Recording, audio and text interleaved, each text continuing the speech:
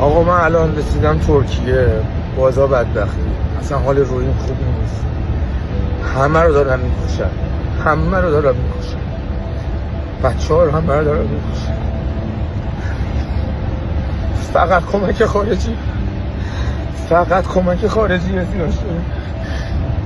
همه شاهزاده رو صدا میزنن، خارشونه بگوید هر کی غیر از این صدا میزنه.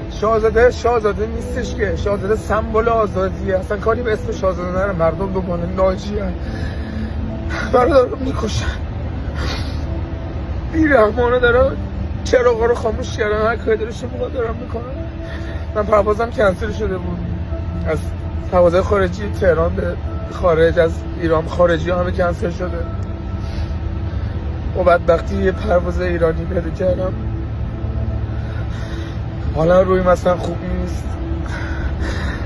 فقط کمک خارجی. من تا الان تا ایران نباشی نمیفهمید وضعیت چطوری. ترامپه مرامپه هر کی هست، فقط کمک خارجی. چشم امید بچه ها همه به شما هست. این خارج از ایرانه، من یه قطرم توی اقیانوس، فقط میتونم قصه آنامو بهتون بگم. جهنم رو دیدم تو ایران، این چند روز جهنم رو دیدم. گناه داریم، خیلی گناه داریم، خیلی گناه داریم. حقمون نیست. فقط کمک خارجی. چجوری میشه ما کمک بگیریم؟ نمیدونم. نمیدونم چطوری میتونیم وقتی کمک بگیریم.